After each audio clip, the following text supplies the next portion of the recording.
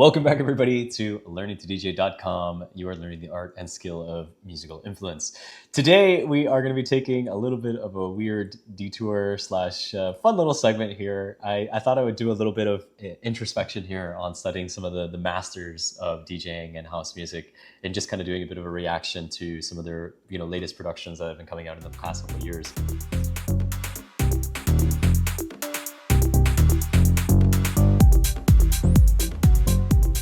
So I've got one track here from David Morales. Now, for those of you who don't know, David Morales is one of the huge second wave house music producers, often kind of attributed to really shaping the sound of that 90s New York dance music. He's also known colloquially as the gayest straight DJ you've ever heard of, because he's really been a huge figure in ushering in a lot of the queer and LGBTQ plus dance music scene throughout his 45 plus year career.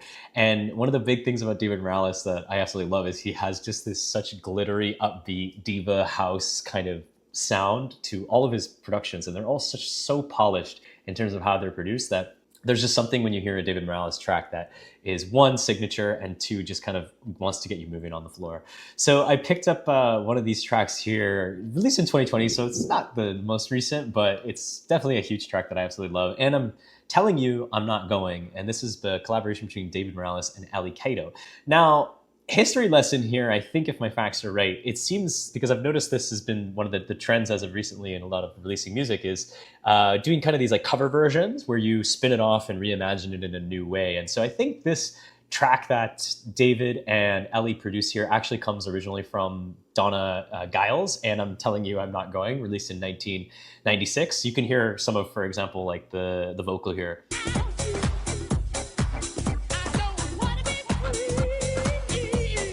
All right, so let's pop over to Ableton and let's actually take a look at kind of what the sound that David Morales has put together here, just to get a sense of, like, again, studying the masters. In art and painting, for example, if you were an aspiring painter, you would really be studying a lot of the kind of masters in terms of the work that they did, and try to emulate them and see what the production style is, because there's so much you can learn from somebody who's been doing it for 45 years. So anyways, got a track playing in here. So let's take a listen. Let's take a look. You have this amazing intro to this track, having that little dreamy kind of piano that kind of sets the scene. This is what I mean when I say Morales has such polished productions in terms of his house sound. It really just gives you that feeling of like this lush New York disco sound, which, he played such a huge role in. So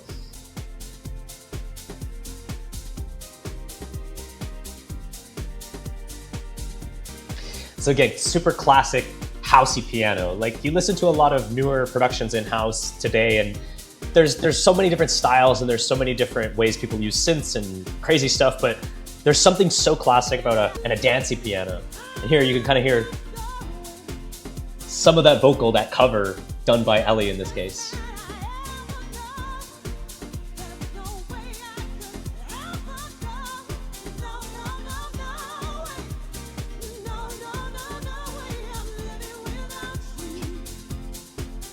So same deal, like I mentioned. I mean, Morales is known for really taking some of these like divas and bringing them into this dance music thing. We're talking about people like a diva, Mariah Carey, like just iconic pop figures, and then putting them in a very beautiful package of dance music, and maintains a little bit of that house edge and that origin and roots of house music.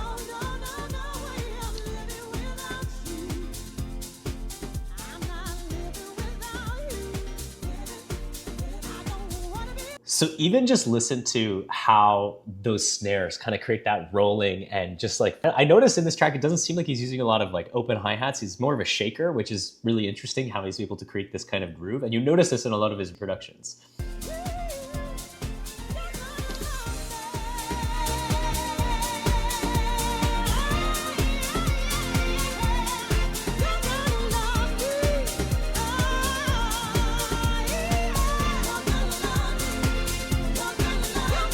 And snares are super tight. It's just like this slap, this clap that really gives you this kind of real energetic boost.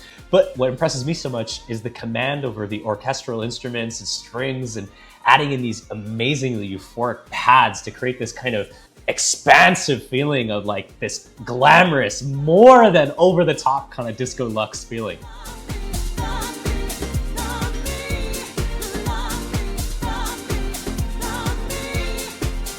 could even catch in a little bit there, kind of some of the violins, again, using those orchestral instruments, which were so classic for disco bands. We used to have bands with people playing instruments, and sometimes we forget about those things in more modern electronic music because they're hard to be master of so many of those different instruments.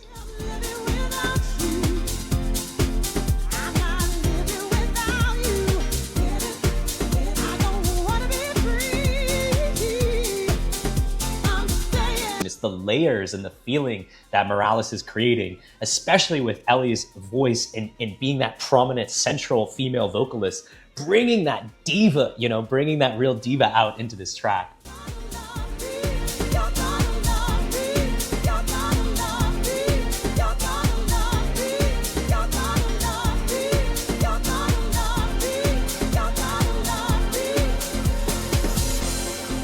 Amazing. Amazing track. All right, so we're gonna take another master here and we're gonna dissect maybe one of his more recent productions. Now, I'm a big DJ Sneak fan. I think just as a personality and a character, again, he's been around since second wave of house music. He is one of those really legendary figures, and he's been consistent in the releases that he's released all throughout the years. But more recently has taken kind of a bit of an edge and a turn into a lot of vinyl distribution. I think this was released on Heist Recordings out of Netherlands back in 2023, Back to Love. Love Can Make It Happen is specifically the track that we're gonna take a look at. And, the first time I heard this track, I was like obsessed. I just had to loop it over and over and over again because it just totally communicated to me so many essential, masterful techniques and confidence that Sneak imparts in this track and this record. And I think there's so much you can learn just from paying attention to the very simplicity that a lot of these guys and gals who have been in the scene for so long create with their production. So anyways, let's get it started.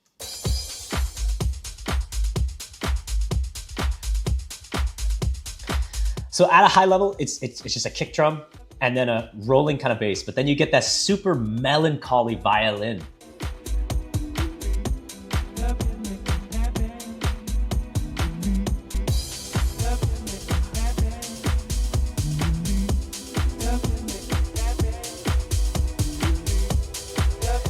So you're gonna hear how he brings in more percussion, but it's also simple, very simple layers.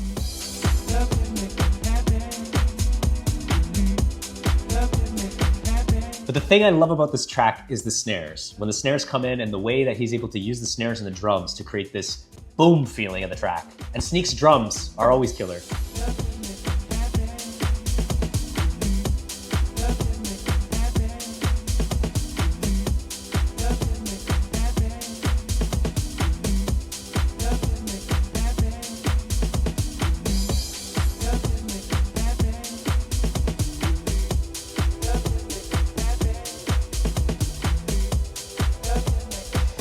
Keep in mind, he's just been looping this same sample, this same melancholy violin over and over again in that sample. But the use of automation, even just in mild ways, to create kind of this tension and just changing in the sound, that this is the way house records were made. You would take these samples, repeat them over and over and over again, but the way to keep the audience engaged is using that automation, using those subtle cues, changing the percussion, changing the drum programming here and there, adding in elements. But it's very, very simple in terms of the construction of the track. And even just the way in which you minorly pan, your hi-hats one way or another, and then your drums here. It's really just a lesson in how to construct. Again, just changing sample, changing the vocal usage, and all of a sudden it's kind of changed a lot. Now, I feel like one thing I notice and maybe hear from some people is they feel like a track like this is too boring. It's not interesting enough. And what you forget to realize, because you're comparing a lot of maybe styles of, say, progressive house or more kind of build up, drop heavy tracks, like classic house music was all about being on that floor and imagining yourself just dancing and grooving.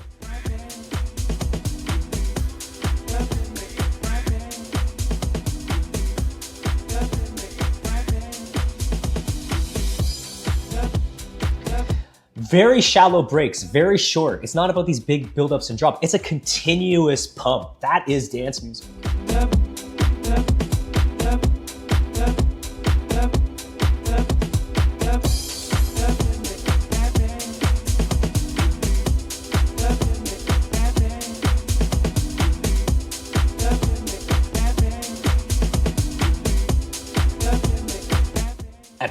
epic. Love, love, love, love, love, love that track.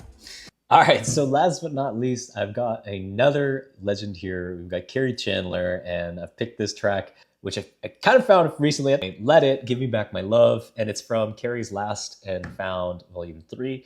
I really love this track because it gives me that kind of dirty basement type of vibe, but that sort of deep house element that maintains with a mainstay of what the origin of deep house really sounded like.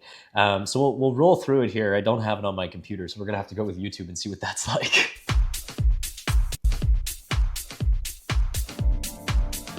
First thing I love about this track is these Rhodes. Like just this, it's such a weird pattern that's kind of like this bell sound, but it has like an offbeat, and just the way it's echoing it creates this groove.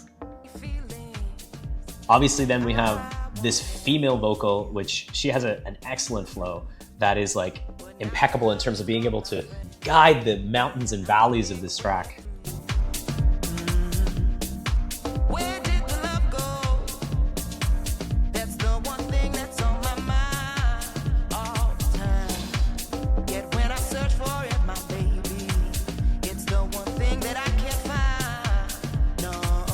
So keep in mind, the drum programming is super simple here. It's just some claps. I think it's like a closed hat and the kicks, that's it. And then you have that, deep kind of bass side, that little bit of sub bass, and then those Rhodes. And kind of this little sort of organy type of bass. Back my love, won't you give it all back to me? This I don't deserve, can't you see what you done to me? Give me back my love, won't you give it all back to me? This I don't deserve.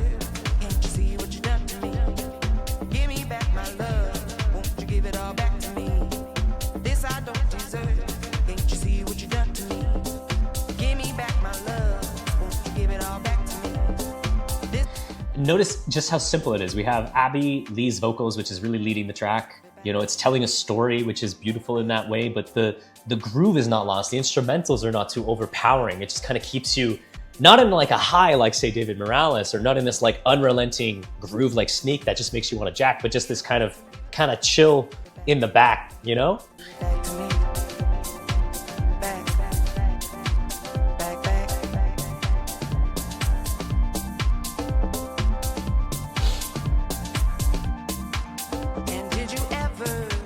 Like a really dark basement, and there's like maybe a couple lights and you're just like in the back.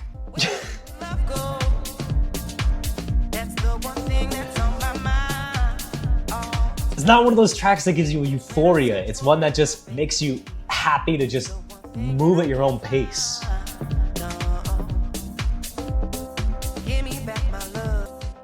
Wicked, wicked, wicked. All right, well, I hope you've enjoyed this little detour into doing some kind of reflection or reaction to some of the producers and musical artists here. So there's so much music, but it is always fun to study and look at some of these professionals and folks who've been around for decades and decades. So if you enjoyed this video, please leave me some feedback and subscribe to the channel, and we will catch you in the next video.